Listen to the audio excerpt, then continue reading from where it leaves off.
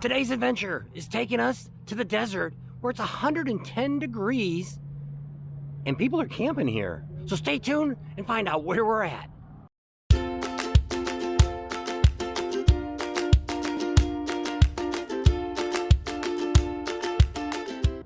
Today's adventure brings us to Emerald Cove, a Colorado River Adventures Park. My name is Bob, and I'm with Bob and Tam's Excellent Adventure. So let's go take a look at this campground where it's 110 degrees today. Okay, our first stop, if you're coming out here to Emerald Cove, down the road, there's one thing you definitely need to watch out for, and that's our friendly burros. So make sure you don't run them over, don't hit them, give them the right of way. Now this one's metal, so he ain't gonna move very quick. But the ones out on the road, they don't move much quicker. So keep an eye out for them, because they're everywhere. They're wild. Remember, if you're coming to the Colorado River Adventures Parks, or right here at Emerald Cove, you have to have a reservation. It's very quick. Make your phone call, book it online, everything's set. This also is a Coast to Coast Campground. So after you pass through the gate, first thing we're gonna come to on our right is gonna be the activity center. Like I say, once again, that is closed because of the coronavirus, separation, and all that stuff. We won't get into that. We come up on the miniature golf. Let's take a look at that and see what's going on in the miniature golf. Take a look here at the miniature golf course. It's a little better than most, pretty well upkept. You pick up your clubs across the street since the clubhouse is closed right now for the coronavirus. Take a quick look.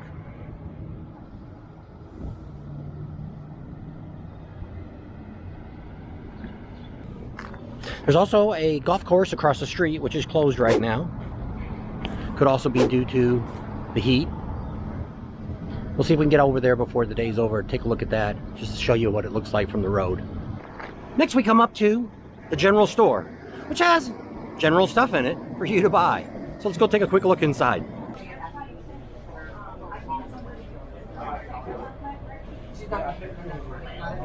All right, that was checking out the store.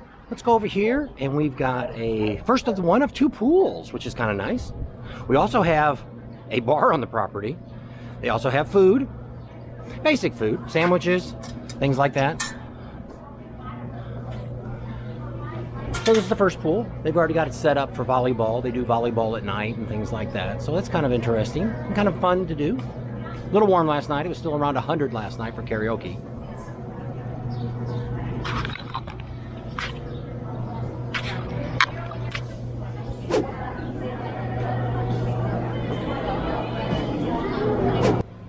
Here's the second pool.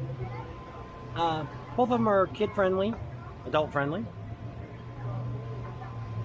This one seems to be a little more crowded. It's in the sun. Other one's partially shaded by the roof, which kind of makes it nice. All right, behind me is the other side of the bar. Got some tables over here for you to eat at. We also have a kids pool here that's 1 foot deep, so it's safe for them. We also have some ping pong tables here. It does cost 25 cents for a ball, and they do have paddles. So if you got your own, bring it. It won't cost you anything. All right, taking a look behind me, we've got the playground, which actually is closed right now because we are in California and the coronavirus is still on.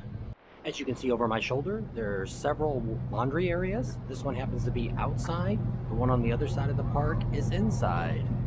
This shower house has swamp coolers, which keeps it a little cooler inside, which kind of makes it nice. Showers are cleaned daily. Most of the interior and the riverfront campsites are all 30 amp. Those on the outside of the park, closest to the main road coming in, those are 50 amp. As you can see behind me, we even have pull-through spots that you can actually leave your rig hooked up.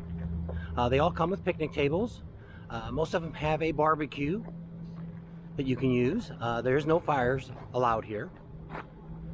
These spots behind us are 30 amp also, full hookups. And you wonder, why would anybody come to the desert where it's 110 degrees to go camping? Let's take a quick turn around and we'll show you. We're on the Colorado River where the water is 77 degrees. That's why they camp at 110 degree weather. Let's check it out.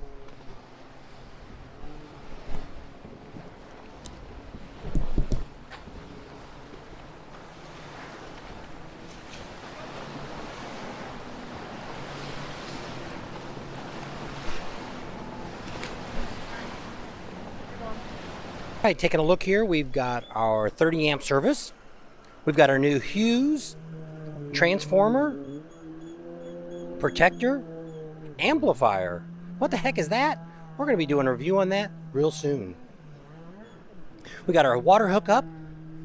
And if you're new to camping, you might always want to get a regulator so you can regulate that water pressure. Those pipes inside that trailer are very easy to leak, and you don't want to leak. So get you a regulator and install. We also have the X clogs for the wheels, which kind of help rocking in the trailer movement. We got them on both sides. Also, when you're hooking up your sewer hose, make sure you have a good sewer hose, not the economy version. We also have the little lattice setup to where it gives it a good drain going downhill.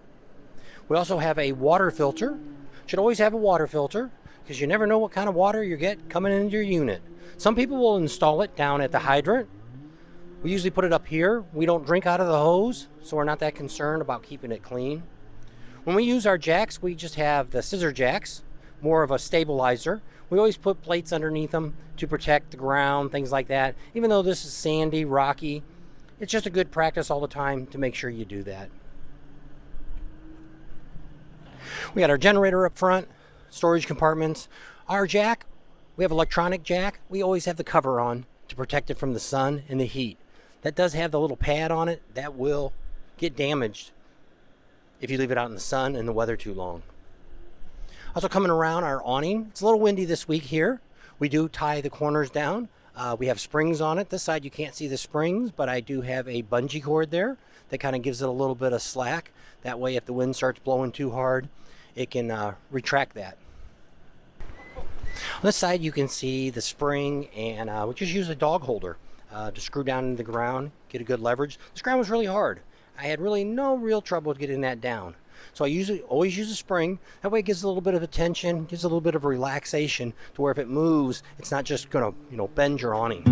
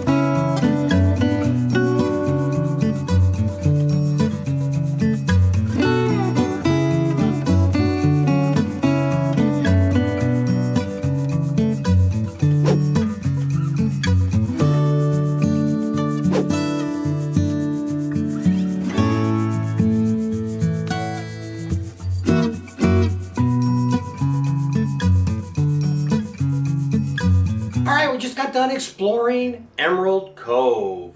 Pretty good campground. If you go back in December, January, we actually did another review of this. We just kind of drove through, didn't really ever stay there, so we managed to come back and check it all out. So even in 110 degree weather, we were able to use one air conditioner. We did manage to stay cool enough to survive. Plus the river's right there, and the pools were all open. They were nice and cold. So it ended up being a really good stay. Might be someplace you might want to check out.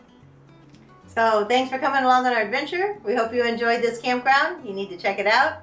Subscribe to our channels. We're getting up there. We've reached our halfway point. We're over 500 now.